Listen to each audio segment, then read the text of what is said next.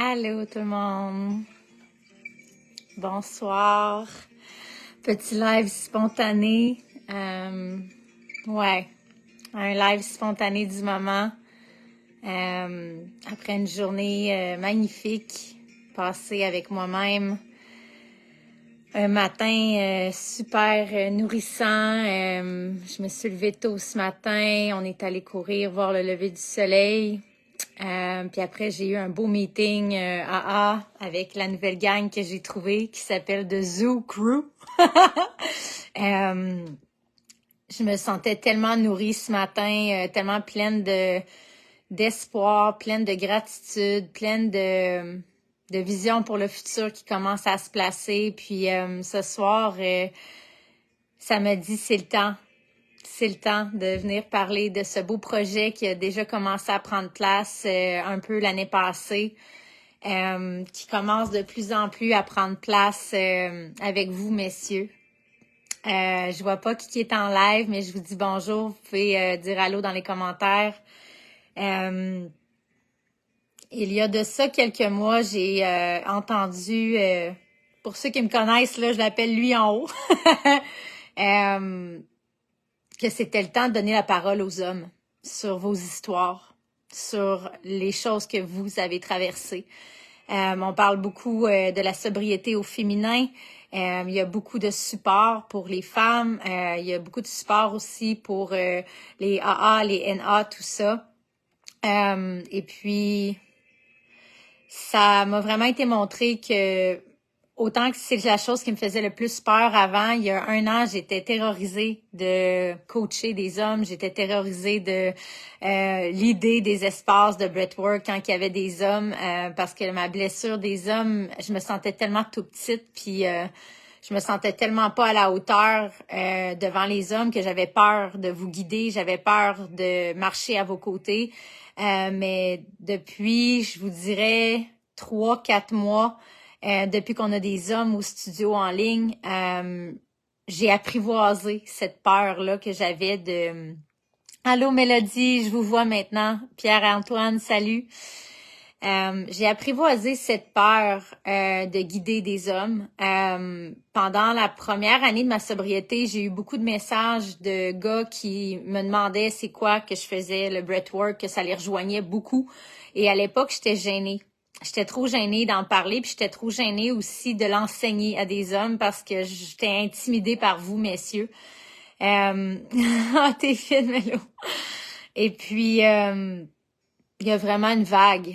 Il y a une vague de vous, messieurs, qui m'écrivent avec des témoignages qui me font shaker en ce moment parce que je vois que mon histoire vous rejoint. Je suis pas nécessairement une fille comme ceux qui me connaissent. Tu sais, je suis pas tant une fille. J'ai été un tomboy toute ma vie. J'ai grandi avec des gars. Mon cercle était beaucoup plus masculin que féminin en grandissant. J'habitais dans la rue des Anciens Canadiens. Je jouais au hockey avec les boys dans le bas de la rue. J'avais 2 frères. Je veux dire, j'ai grandi dans un milieu masculin. Jusqu'à temps que ça devienne toxique. Jusqu'à temps que je me serve malheureusement des hommes pour me sentir importante. Je me serve des hommes pour combler mon vide affectif. Et puis, tranquillement, c'est devenu vraiment insidieux puis toxique, ma relation avec les hommes. Donc, dans ma sobriété, dans la première année, c'était pas juste la détox de l'alcool ni de la cocaïne, c'était aussi la détox de ma relation avec les hommes qui était très toxique. Tout ce que je faisais, plus que je vais à la racine de ma sobriété, plus que je réalise que le moteur d'alimentation de toutes mes dépendances était vous, messieurs. Le regard des hommes, la blessure du père, de vouloir être aimé, mais à un niveau qui est impossible qu'un homme m'aime parce que ça nous appartient. Et donc, dans la première année, j'étais pas à l'aise de guider, d'enseigner le breathwork avec les hommes parce que j'étais encore en train de démêler ma dépendance affective aux hommes puis ma dépendance au regard des hommes. Fait qu'il a fallu que je prenne un moment pour me détacher du regard de l'homme. Donc, j'étais pas prête à enseigner, ni à recevoir, ni à guider avec la jante masculine. Il y a eu Il y a eu, oh, j'ai des frissons, ça va être gros. Il y a eu du progrès qui a été fait de mon côté par rapport à faciliter le breathwork parce qu'au studio en ligne, maintenant, j'ai 3 bel hommes. J'ai le beau Gilles et le beau Philippe et on avait un Steve qui était là aussi, qui est plus avec nous en ce moment, mais c'est correct, l'espace du studio, c'est comme un peu un espace comme les AA. Le studio en ligne, si t'es pas au courant, c'est un espace qui m'a été déposé il y a 5 mois comme de quoi que c'était nécessaire qu'il y ait un endroit pour que les gens puissent venir à tous les jours de la semaine s'il y avait besoin de venir se déposer dans leur corps physique et de respirer. Et donc, le studio en ligne est devenu un genre de AA pour moi puis pour les gens qui sont là, mais de breathwork, genre un safe space qui est là à tous les jours si tu as besoin de venir te déposer et recalibrer ton système nerveux. Donc, les piliers des AA, le non-jugement, l'amour inconditionnel et la compassion, la bienveillance, les piliers des AA sont les piliers du studio en ligne et sont les piliers de mon entreprise. Je fais tout avec les piliers qu'on m'a enseignés dans les AA. Et Jess, on respire du lundi au mercredi à 8h et jeudi, vendredi à midi et le jeudi soir à 19h et tout est enregistré en différé. Donc, j'ai beaucoup de gens qui nous suivent comme des mamans qui, à 8h le matin, eux autres sont déjà startés pour leur journée. Ben, ils se lèvent plus tôt puis ils font notre pratique de la veille. C'est 30 minutes seulement. Fait que quand tu t'enregistres au studio, tu as les clés du temple que j'appelle, que tu as des archives jusqu'au mois d'octobre l'année passée. Fait que tu as plus de 80 pratiques en ce moment, aussitôt que tu t'abonnes, de toutes sortes de thèmes. Et moi, je guide avec ce que je traverse. Donc, il y a des séances que je parle de Dieu, il y a des séances que je parle de rechute, il y a des séances que je parle de vulnérabilité, il y a des séances que je parle de courage, il y a des séances que je parle de pardon. C'est gros, là. Il y a beaucoup de bons stocks, là. Tu sais, c'est rien pour le prix. Ça coûte 55 $ l'abonnement le moins cher, ma chère Jess. Je t'écrirai peut-être en privé. Pierrette qui vient de se connecter est là avec nous. Pierrette, elle respire aux États-Unis, fait qu'elle nous fait en différé en après-midi. On a vraiment une belle gang. Tout ça pour dire que quand les gars ont commencé à s'inscrire au studio, là, ma peur de l'imposteur, je peux pas faire « je n'accepte pas les gars au studio ». Malaise. Je vais prendre une gorgée. Alors, là, j'ai des gars qui commencent à s'inscrire il y a comme 3 mois, puis je suis là, OK, Véro, va falloir que tu passes à travers ta peur d'être jugée ou d'être petite, ou ma petite fille intérieure, ma petite Véro était tellement insécure que j'étais pas à l'aise. Mais là, avec le studio, les gars commençaient à s'inscrire, puis j'ai comme dû mettre mes big girl pants, puis faire comme, je peux faire ça, là, moi, et enseigner le breathwork à des gars, même si je suis fucking terrorisée. Alors, j'ai passé cette peur-là sans trop en parler. Ça s'est fait aussi parce que les hommes qui se sont choisis, qui sont avec nous au studio, sont tellement des grandes âmes, là. Tu sais, Gilles qui est avec nous, ça fait longtemps qu'on communique, qu'on discute, qu'on échange avec le rétablissement. Et donc, ce soir, pourquoi que je viens de parler de ça, c'est que, ben là, je viens déjà dénommer, mais ça s'est fait naturellement. Et Philippe sera mon premier invité. Philippe, qu'on s'est connu il y a 15 ans quand on travaillait au Cosmos ensemble puis que les deux, on se pétait. Il est revenu dans ma vie cette année complètement par hasard. On voulait organiser une retraite. Il a fait son chemin de rétablissement à travers les plantes médicinales. Il est allé faire des formations chamaniques, de tenir des espaces de feu sacrés. Un homme incroyable. Donc, ça va être mon premier invité ce mois-ci sur le podcast pour la saison de sobriété au masculin. C'est un projet en ce moment qui m'alimente parce que je sens que c'est canalisé de Dieu et que je sais que on a besoin de parler plus de la sobriété au masculin et pas nécessairement le rétablissement de la dépendance. Je veux que tu saches que si tu es un homme qui a connu la violence, si tu es un homme qui a connu d'autres sortes de dépendance, je veux entendre ton histoire. C'est plus facile, on dirait, pour les femmes de parler plus vulnérablement de nos choses. Puis on dirait que je sais pas pourquoi, mais mon énergie rend les hommes à l'aise. Et j'ai eu beaucoup de vos témoignages, messieurs. Et je tiens à vous dire que je suis tellement honorée que vous sentiez que ce que je partage vient du cœur pour que vous sentiez votre cœur à l'aise de partager avec moi vos histoires. Je pensais pas que ça allait prendre cette tangente-là, mon podcast, mais je réalise que j'aime tellement ça, entendre vos histoires. C'est vraiment ce qui me fascine, qui me passionne et qui m'alimente. Entendre les histoires de d'autres humains, ce que tu as traversé. Alors, allô Étienne, allô Maynard, allô Julie, allô Carole, allô Pierrette, Gilles, bonsoir. Live improvisé, mais pas tant improvisé. Il y a une énergie en moi qui est très masculine. Mon passé d'addiction, il est très rock'n'roll. Et je crois qu'il y a quelque chose qui accroche les gars par rapport à ça. Je crois que vous vous sentez en confiance quand je parle d'addiction au sexe, d'addiction à la dépendance aux hommes. Je sais qu'il y en a quelques-uns qui m'ont écrit qu'il y avait la même chose avec les femmes puis qu'il y avait de la difficulté à comprendre c'était quoi. On a beaucoup de choses à démêler, je crois. Et les femmes, on a peut-être plus d'espace pour le faire. Peut-être que c'est mieux vu d'en parler vu qu'on est des filles. Mais de plus en plus, je réalise que l'homme a besoin de décharger aussi. L'homme commence à avoir vraiment besoin de décharger son histoire et d'avoir un safe space pour le faire. Et plus que ça va, plus que je réalise que Dieu a décidé que ça allait être moi. Un cheveu dans la bouche. Ce qui est beau quand Dieu décide qu'il te choisit pour une vision ou quelque chose, c'est comme ça que ça s'est passé pour le studio en ligne. C'était pas moi, ça s'est déposé en moi et je vois l'ampleur des vies que le studio change au quotidien. Si tu viens d'arriver, j'ai un studio en ligne de breathwork qu'on respire du lundi au dimanche. Et puis, ça a été déposé par en haut, ça c'était pas moi, puis c'était divinement aligné, puis ça crée des miracles. Et même chose pour ce podcast que je veux faire pour la saison 3 de mon podcast Recovery with V, sobriété holistique. J'ai envie de parler de la sobriété au masculin. Je veux entendre vos histoires, les gars, et je veux qu'on ouvre le chemin pour ceux qui sont prêts à parler. Je le sais qu'il y en a beaucoup, puis que c'est peut-être gênant, que c'est intimidant, mais je suis loin d'être intimidante.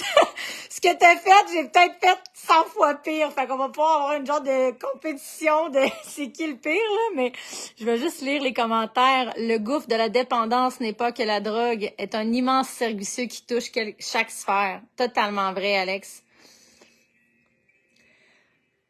Oh, je pourrais tellement en parler pendant longtemps, mais c'est ça. Mon premier invité va être le beau Philippe. Le deuxième invité va être le beau Gilles. J'ai fait les lives de combustion divine avec Steph aussi qui ont attisé beaucoup, je crois, dans mes partages. J'ai beaucoup de vous, messieurs, qui sont venus me parler en privé, que vous rejoignez sur mon histoire. C'est très raw, mon histoire. C'est très intense. Ça vient, tu sais, mon histoire, c'est l'histoire à tout le monde, en fait, des années 90.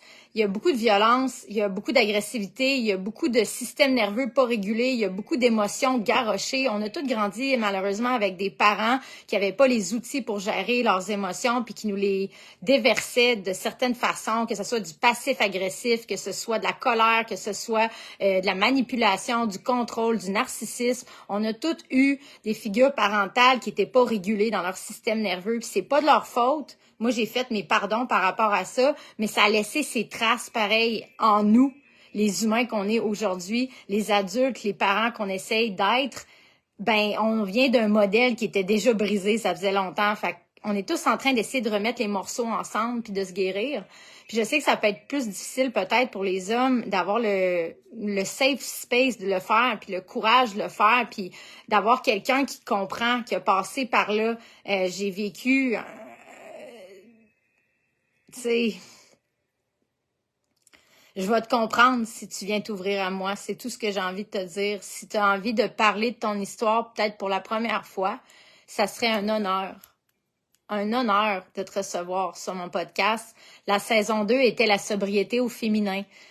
Si tu n'as pas encore écouté mon podcast, on a eu des belles personnes. J'ai eu la belle Steph avec qui je fais Combustion divine qui est venue me parler pour lancer la saison 2 qui s'appelait Renaître de ses cendres. Après ça, j'ai eu la belle Evelyne de Sobre et Branchée qui a un mouvement de sobriété au féminin qui est en train de répandre de l'amour et de l'acceptation et du rétablissement. C'est tellement beau. C'est un honneur d'avoir reçu cette femme-là. Je vais même faire un atelier de breathwork pour sa retraite au Spa Eastman en mars. Après ça, j'ai reçu ma belle amie Derry qui nous a parlé de sobriété et fitness. Une femme qui avait comme moi le même problème avec la même substance, qui était beaucoup plus la cocaïne. J'ai tellement reçu des personnes incroyables, mais là, j'ai vraiment envie de passer le flambeau à vous, messieurs. j'ai vraiment envie qu'on commence une trail de parler de nos cheminements et de parler de nos histoires sans honte, sans jugement. C'est parfois difficile de mettre les mots sur les mots quand la carapace est endurcie.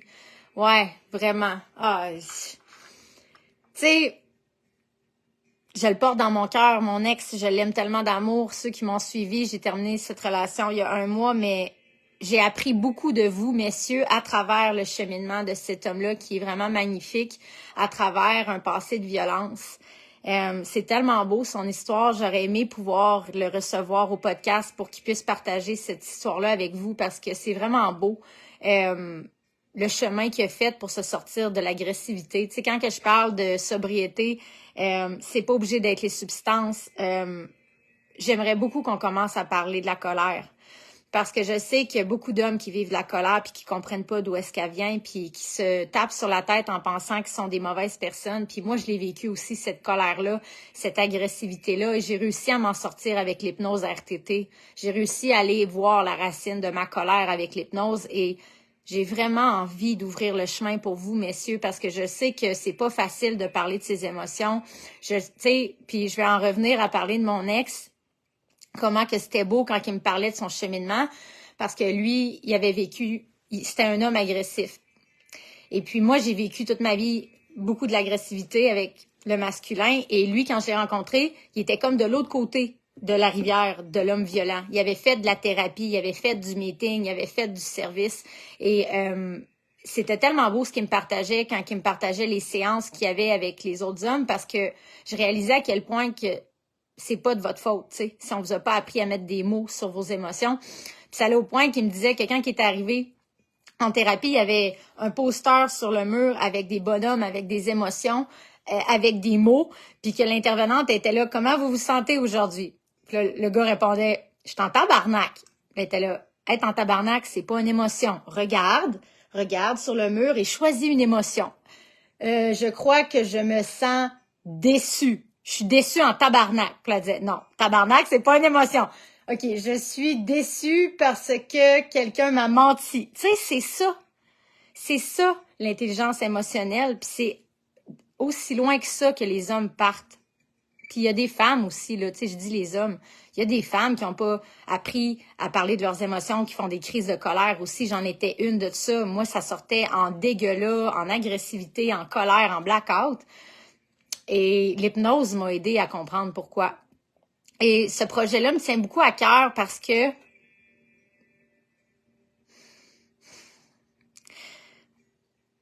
j'ai eu beaucoup d'hommes dans ma vie que j'ai pas pu aider quand j'étais dans la consommation qui vivaient ça aussi. Et maintenant que je m'en suis sortie, que j'ai des outils, j'ai vraiment envie de faire du awareness sur ça.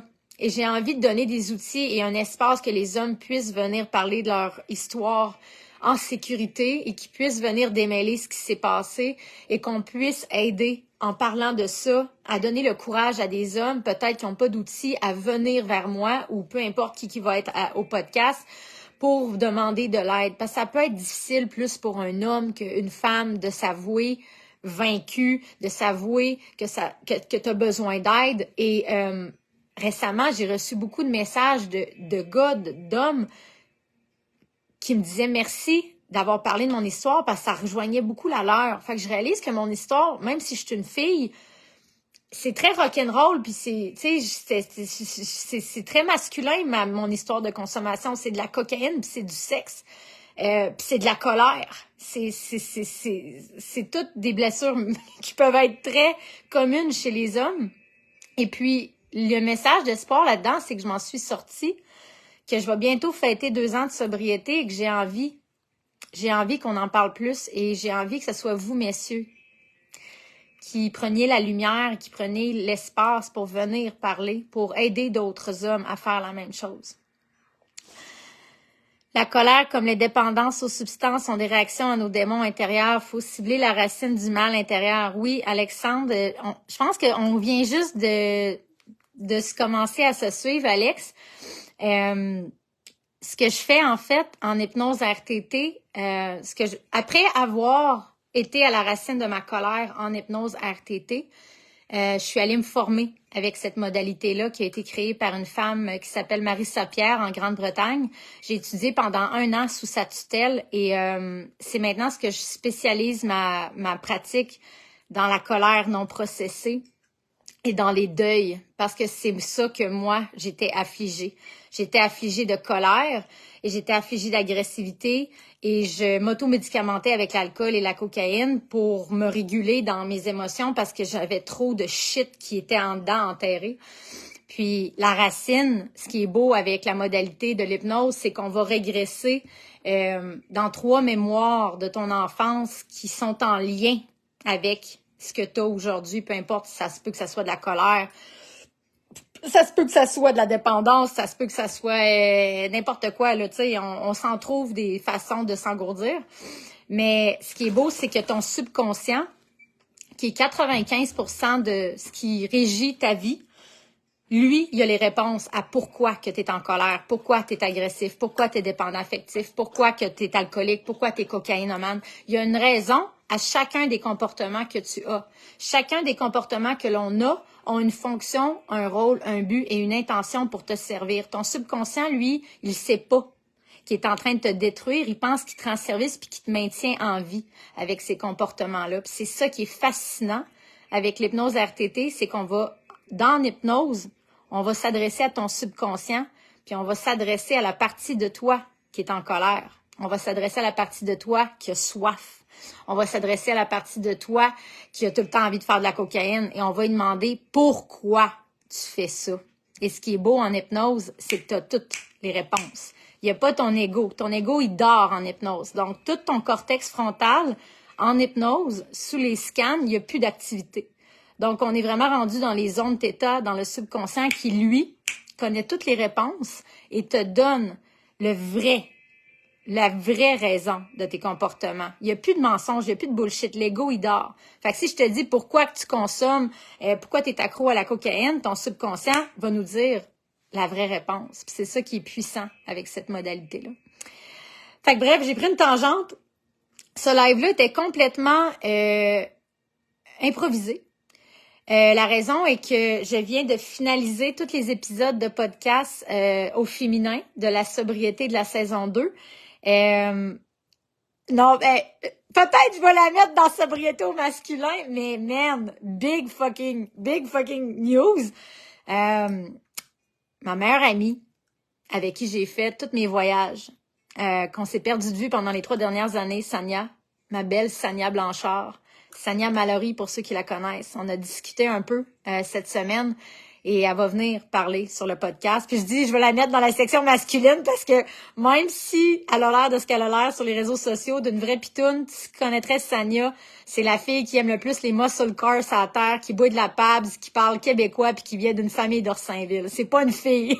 Elle a des totons, mais c'est un tomboy comme moi. Fait que elle va venir sur le podcast pour parler de son histoire parce que c'est vraiment intéressant l'histoire de cette femme-là, comment elle s'est rendue, où ce qu'elle est en ce moment et de où est-ce qu'elle est partie et surtout comment qu'on s'est connus dans le party et que nos vies ont pris des tangentes différentes. Mais bref, tout ça pour dire, pour en revenir à nos moutons, j'ai vraiment envie d'entendre vos histoires, les gars. Il y en a plusieurs qui sont venus m'écrire en privé, que vous aimeriez peut-être parler plus de ce que vous avez vécu et que vous sentiez que mon cheminement ressemblait au vôtre. Eh bien, ceci est ton appel. J'ai déjà 2 personnes qui ont dit oui à l'appel. Et puis, dans ce live, j'ai mis dans les détails le lien pour prendre ton rendez-vous avec moi si tu veux venir conter ton histoire et parler de ce que tu as traversé pour pouvoir aider quelqu'un d'autre. On le fait pas pour nous, même si tu vas avoir des bienfaits.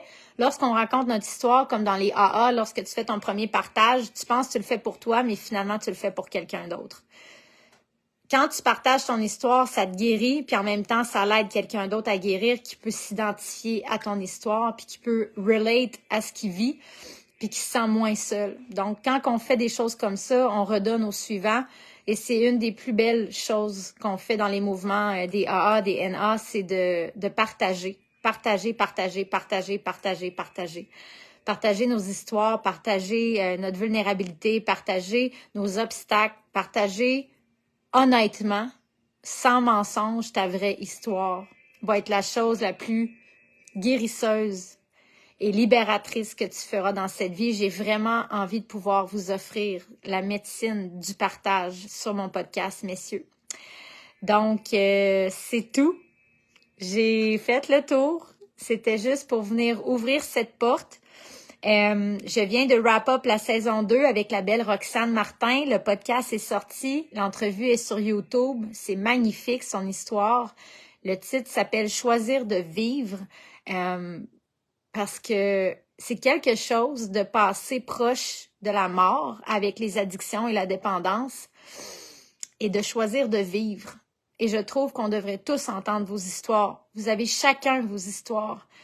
Sébastien, Jean-François, Maxime, Bentley, Charles, on a tous notre histoire. Puis c'est plus difficile, je trouve, pour les hommes de prendre la parole peut-être, la confiance de le faire, puis sache que je suis crissement pas gênante, puis que je vais te mettre à l'aise tout de suite, puis que je sens qu'on peut faire des belles choses ensemble.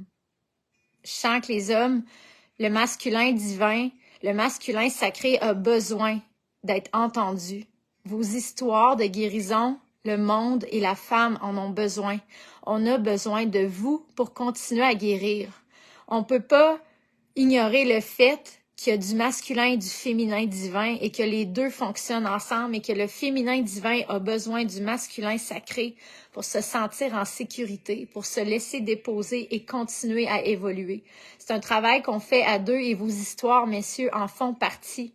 Et plus qu'on va parler de la vulnérabilité au masculin, plus que ça va devenir la normalité et que les hommes vont pouvoir commencer à se laisser guérir et à se laisser porter par ce mouvement du partage. Puis j'ai envie de te dire, un homme qui est vulnérable, c'est viril en tabarnak. Moi là, un gars qui parle de ses émotions, câlisse! C'est où? Vous êtes où? Venez-vous-en! On en veut plus! Fait que c'est sexy, un gars qui parle de ses émotions. Puis moi, j'ai pas connu ça. Moi, j'ai connu des gars qui criaient leurs émotions. Fait que j'ai vraiment envie, c'est un peu un besoin égoïste dans un sens, parce que je veux m'entourer d'hommes qui sont dans leur masculin sacré. Je veux m'entourer de conversations avec des hommes qui parlent de leurs émotions sans jugement. J'ai envie de m'entourer d'hommes qui font le travail. J'ai envie de baigner dans cette lumière de guérison et d'amour avec le masculin sacré. Puis quelle meilleure façon que de le faire ensemble en parlant de ça sur mon podcast. Puis moi, j'ai besoin de guérir ma petite fille intérieure qui pense que les hommes, c'est juste des personnes qui me crient après. Je veux partager avec vous dans un environnement sécuritaire, avec une conversation respectueuse, avec une ouverture sans jugement. Je le sens au plus profond de moi que c'est ça que je suis supposée faire en ce moment. Je te dis, j'ai long raconté. Ouais. C'est vraiment beau ce qui va commencer avec ça, je le sens. Vous avez autant besoin de guérir que nous. Vous avez autant besoin de parler de votre histoire que nous. C'est pas parce que vous êtes des hommes que vous n'avez pas besoin de parler de ce qui s'est passé. Encore plus, peut-être. Puis le tabou, allô, Mélissa, le tabou autour de l'homme qui est fif, s'il parle de ses émotions ou t'es un homme, ravale tes émotions, moi, je suis plus capable. J'en veux plus de ça. Moi, j'en veux plus. Moi, je veux des hommes de cœur. Je veux des hommes qui sont assez courageux pour voir que leur vulnérabilité, c'est une force et non une faiblesse. Je veux des hommes qui décident de vivre, qui décident de briller, qui décident de se libérer, puis qui décident de, en toute ouverture, être courageux avec leur cœur, puis de parler de leur histoire. C'est des hommes comme ça que je veux dans ma vie, dans ma société, dans mon entourage. Puis je pense que c'est à nous, les piliers de lumière, de le faire pour ouvrir le chemin pour ceux qui sont prêts, qui sont peut-être gênés. Fait que si tu es rendu à partager ton histoire, prends rendez-vous dans le lien, dans les commentaires. Puis si tu as des questions, n'hésite pas. Puis j'ai vraiment hâte de vous rencontrer. J'ai hâte d'entendre vos histoires. J'ai vraiment hâte de jaser avec vous autres. Quelque chose de beau est en train de prendre place parce que ça vient d'en haut. Je sais quand que ça vient d'en haut, que c'est en service au collectif. Puis tant mieux si c'est par moi que ça passe. Ça sera un honneur de vous porter lors de cet échange-là. Alors, je vous aime. Je suis fière de vous, messieurs. Tu sais, tout ce que vous faites, là, moi, quand je vois un homme qui guérit, ma petite fille intérieure a guéri, peut-être je le dis pas tout le temps, mais tu sais, il y a des beaux hommes comme Francis Paquette qui organisent des retraites du masculin sacré, puis à chaque fois que je vois des hommes ensemble qui guérissent puis qui partagent leur histoire, ma petite fille intérieure a guéri un petit peu plus puis a fait confiance un petit peu plus aux hommes. Votre guérison est la nôtre. La guérison du masculin et la guérison du féminin. On peut tout faire ça ensemble. Fait que voilà, je suis en train de devenir émotionnelle. Ma petite fille intérieure est comme... elle est contente que j'ai eu le courage de parler de tout ça puis de vous inviter. Alors voilà. Julie, ben ça me fait plaisir. On peut pas faire ça sans l'homme. C'est rare que je suis stressée pendant un live, mais j'ai eu la face rouge toute la soirée, puis c'est rare que je suis stressée. Fait que quand je sens ça, c'est que c'est quelque chose de gros qui s'en vient. Fait que j'ai vraiment hâte de vous recevoir, messieurs. Je vous aime. Et puis, Cercle d'hommes à la Chaumière, Fleur Soleil, 8 mars. C'est tellement beau de vous voir guérir. C'est tellement beau de vous voir. Ah, je trouve ça beau, je trouve ça beau. Il y a 2 ans, là, c'était pas ça, là. Tu sais, on sent la vague, là.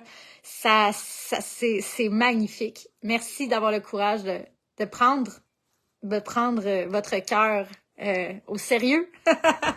Alors voilà, merci encore à tout le monde, puis n'hésite pas à m'écrire si tu as envie de venir discuter de ton histoire, puis ça n'a pas besoin d'être l'alcool, la drogue, ça peut être les femmes, ça peut être la violence, ça peut être...